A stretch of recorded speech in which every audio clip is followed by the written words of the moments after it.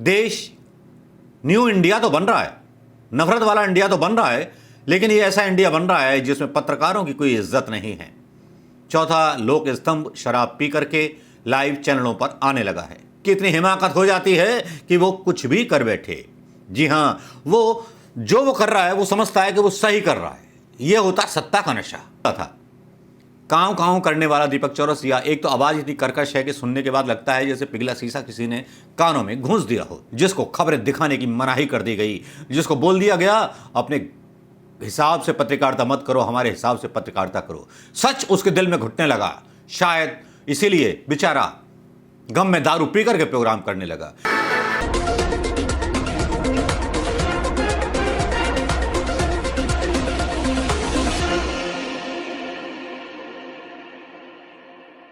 दोस्तों नमस्कार, मैं मनोज कुमार शर्मा एक बार फिर आपके बीच में।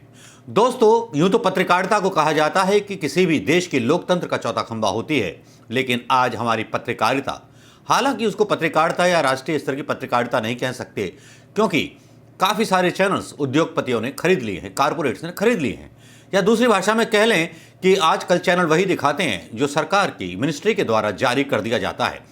सरकारी मीडिया हो या प्राइवेट मीडिया हो, सब सरकार का दबाव झेलने के लिए इसलिए मजबूर हैं कि सरकार और कारपोरेट्स के लोगों की काफ़ी आपस में मिली भगत है, जिसके चलते सच्ची खबरें आप तक नहीं पहुंच पाती।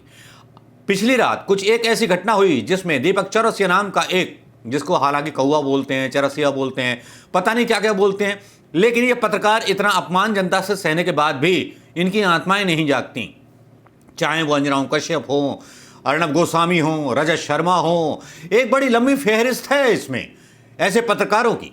लेकिन मैं कभी कभी सोचता हूं कि कल जो किया दीपक चौरसिया ने, क्या वो सही था या केवल मोदी के नाम पर बदनाम हो गया जैसे मुन्नी बदनाम हुई, उसी तरह से झंडू बाम बन गया दीपक चौरसिया। जी हां, यही बात आज मैं अपने एंगल से पेश करने आया हूं आपको। यह खबर तो आपने सुन ली होगी कि दीपक चौरसिया ने दारू के नशे में टल्ली होकर के किस तरह से जनरल साहब के बारे में दुनिया भर की बातें बोली, कई बार मिस उच्चारण किया, कई बार उल्टे सीधे नाम लिए, और नशे में इतना टल्ली था कि मतलब उसको बोला नहीं जा रहा था, ढंग से बोला नहीं जा रहा था। एक पत्रकार को छुट्टी ले सकते थे दीपक चौरसिया।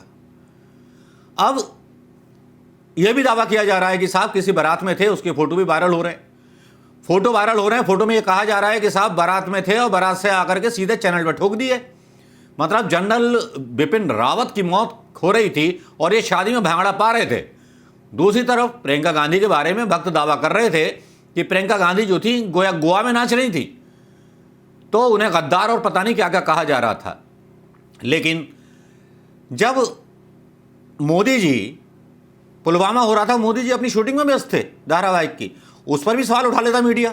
लेकिन दीपक चौरसिया की बात कर रहे हैं, दीपक चौरसिया जो बुरी तरह से झंडू बाम बन चुके हैं, जिनकी इज्जत बड़ी खाक हो चुकी है, जिनके ऊपर कई सारे इल्जाम आसाराम बापू समर्थक भी लगाते हैं, कई सारे इल्जाम बहुत सारे लोग लगाते हैं। लेकिन दीपक चौरसिया, चरसिया और शराबी बनने की कहानी हुई कैसे, क्या हुआ?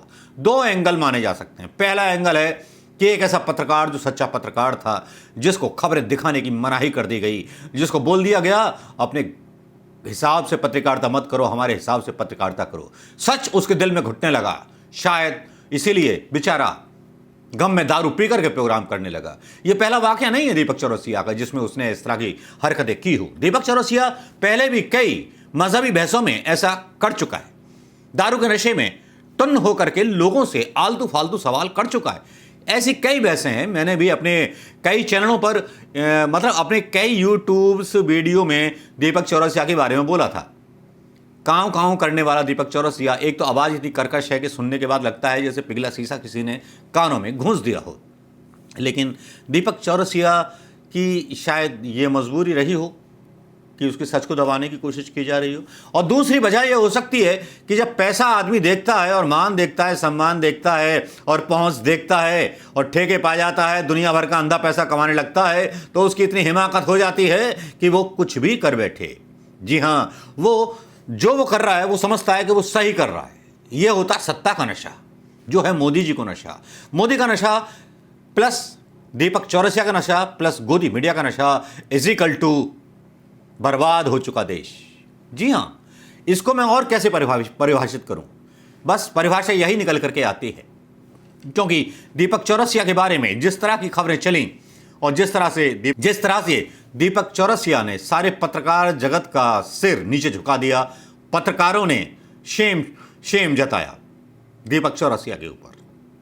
भाई प्रतिद्वंदिता हो सकती है तो इसलिए जता दिया होगा खेत, लेकिन असल बात तो यह है कि हिंदुस्तान की पत्रकारिता का स्तर विश्व में बहुत नीचे आ चुका है और अब इस हरकत से दीपक चौरसिया की और भी नीचे आ जाएगा।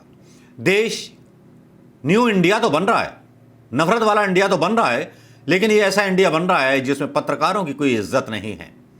चौथा लोक स्तंभ शराब पी करके लाइव चैनलों पर आने लगा है। लोकतंत्र के पाए शराब के नशे में चूर हैं, जुमलों के नशे में चूर हैं। शायद ही बच पाएंगे और शायद ही बच पाएगा हिंदुस्तान का लोकतंत्र जब ऐसे शराबी पत्रकार, जिनको जब बोलते हैं पहले उनका इंटरव्यू लिया जाता है, फिर उनको आउट किया जाता है बहस से। वाकई बहुत शर्मनाक होता है इनकी बातों को देखना, इनको झेलना। सोशल मीडिया पर दीपक चौरसिया के खिलाफ आज पूरे दिन ट्रोलिंग होती रही। ऐसी भयंकर ट्रोलिंग किसी और पत्रकार की नहीं हुई जितनी इनकी हुई। खासतौर पर जनरल साहब के उस नाजुक क्षण में, जिस नाजुक क्षण में दीपक चौरसिया को मना कर देना चाहिए था कि मैं इस हालत में नहीं हूं कि मैं एंकरिंग कर पाऊं। उन्होंने उच्चारण की कई गलती की, जनरल को जर्नलिस्ट बता दिया, कभी बीके सिंह बोल दिया, कभी ये बताया मेरे डायरेक्ट संबंध थे उनसे, मैं मिला था राष्ट्रपति भवन में। लेकिन हमने उनके एक भक्त से बात की। भाई जिस तरह से मोदी के भक्त हैं वैसे एंकरों के भी भक्त हैं। आपको ये जानकर के आश्चर्य होगा। एक मोदी भक्त से बात की, उस मोदी भक्त का यहाँ वीडियो हम डाल रहे हैं। उसे सवाल किए गए कुछ कि भैया ऐसा था कि ये बताइए कि आज दीपक चौरसिया बहुत शर्म का विषय बन चुका है। एक पत्रकार ने शराब पी करके एंकरिंग की कल रात, तो आपका क्या कहना है? तो उसका ये जवाब था कि रविश्वा होगा। उसके बाद उसे सवाल किया गया कि भैया ये बताइए, वो रविश कुमार नहीं था, दीपक चौरसिया था। तो बस वो दीपक चौरसिया का नाम सुनते ही उखड़ गया। कुछ ऐसा ही हाल आज भक्तों का हुआ है। लेकिन ये थोड़ा शॉर्ट में देख लीजिए, कॉमेडी है। सर एक राजदीप चैनल के एंकर जो देशभक्त हो, उन्होंने दारू पीकर टीवी चैनल पर क्या क्या ड्रामा कर दिया। कौन रविश्वा होगा भैया? रविश्वा करवा ड्रामा कोई नहीं करता है। रविश्वा करता है, रविश्वा ड्रामा करता है और कोई नहीं करता। ड्रामे रविश्वा करता है। रविश के अलावा कोई कर ही नहीं सकता। मैं कैसे मालूम? माइक पकड़िए और जवाब दीजिए। अरे रविश्वा कर सकता है, बोल तो दिया ना। और अरे नहीं, दीपक चौरसिया है, वो पत्रकार है ना जो बहुत चलती है जिसकी मीडिया में। कैसे कह रहे हो? ये माइक लगाओगे भैया? एक बार बताओ कि इतना मोदी का झूठ बोलने के लिए कलेजा चाहिए, उसके जुमले भगाने के लिए कलेजा चाहिए। तो बेचारा डिप्रेशन में पी लेता है तो क्या बुराई करता है? और ये सारे के सारे पीछे पड़े हुए। मैंने तो लगा कि मैं टल्ली होकर सो रहा था। वो भी सुबह बताया दीपक भैया ने कि भैया जब गम हो तो पी के बैठ जाओ। अब मैं जिन सवालों से बच रहा था आप उन्हीं को छेड़ने चले आए मेरे पास। अब इतना पाप का बोझ लेके कहाँ जाऊंगा? तो गम बुलाने के लिए पी लिया। शादी में था जब बोलो कोई जनरल साहब पे बोलो, मैं जनरल है कि जर्नलिस्ट है, मुझे क्या पता कौन मरा है? मेरी बारात और बर्बाद कर दी। ये आपने देख लिया होगा दोस्तों। अब इसको देखने के बाद आप अंदाजा लगाइए कि सेम ऐसी हालत भारतीय जनता पार्टी की आईटी सेल की हो रही है। दीपक चौरसिया को जूते नहीं पड़ रहे, बीजेपी की आईटी सेल को जूते पड़ रहे हैं, क्योंकि बहुत सारे वीडियो बीजेपी आईटी सेल ने दीपक चौरसिया के हिंदू मुस्लिम नफरत फैलाने के लिए इस्तेमाल किए थे। आज नफरती एजेंडा मतलब निकल करके आ रहा है सामने कि किस तरह चलाया जा रहा है। या तो दीपक चौरसिया बहुत गहरे डिप्रेशन में है, सच बोलने से डरा दिया गया है, ईडी आईडी की धमकी उनको दे दी गई है। पूरे गोदी मीडिया के पत्रकार जो कभी स्तंभ कहे जाते थे लोकतंत्र के, आज समझ में आ रहा है कि शायद किसी दबाव में है, किसी डिप्रेशन में है, इसलिए नशा करने लगे हैं। दीपक चौरसिया तुम तो ऐसे ना थे। लौट आओ मेरे सच्चे पत्रकारों, छोड़ दो, यूट्यूब चैनल पर आ जाओ, हम आपके साथ होंगे, लेकिन सच बोलना सीखो। कुछ पैसे कम आएंगे यूट्यूब पर आप पर, लेकिन आपकी सच्चाई 135 करोड़ जनता जब आप सच्चाई दिखाएंगे तो आपको सैल्यूट करेंगे, उन सैनिकों की तरह जिनके सम्मान में पूरा गांव, पूरा राष्ट्र उमड़ आता है। जनरल विपिन रावत सीडीएस जो मरे, जब मरे तो वो भारतीय जनता पार्टी के सीडीएस विपिन रावत नहीं थे, वो हिंदुस्तान का गौरव और माथे का टीका थे, जिनके सामने, उनकी कुर्बानी के सामने और उनके मौत पर सवाल उठाए जाने लगे। लेकिन आप ही लोग सरकार के हिसाब से चलते हो, एजेंडा सरकार के हिसाब से चलाते हो, सच्ची जांच को भी प्रभावित करोगे। दीपक चौरसिया, मेरे साथ तुम्हारी मतलब संवेदनाएं हैं, लेकिन भैया पत्रकारिता छोड़ दो, शराब मत पिया करो ज़्यादा, लीवर वीवर खराब हो जाएगा, परेशान हो जाएंगे हैं। तो दीपक चौरसिया का सीक्रेट मैंने आपको बता दिया कि या तो दीपक चौरसिया के पास इतनी सारी दौलत आ गई है जिसको देख करके पगला गए हैं, जो सोचते हैं, और सत्ता की ताकत जिसको देख करके सोचते हैं कि बहुत कुछ हो जाएगा और बहुत कुछ कर लेंगे, या फिर एक डिप्रेशन, सच ना बोल पाने का। दो ही कारण हो सकते हैं। नमस्कार, जय हिंद। दीपक चौरसिया के बारे में मेरा कैसा लगा ये विश्लेषण, प्लीज़ बताइएगा दोस्तों। नमस्कार।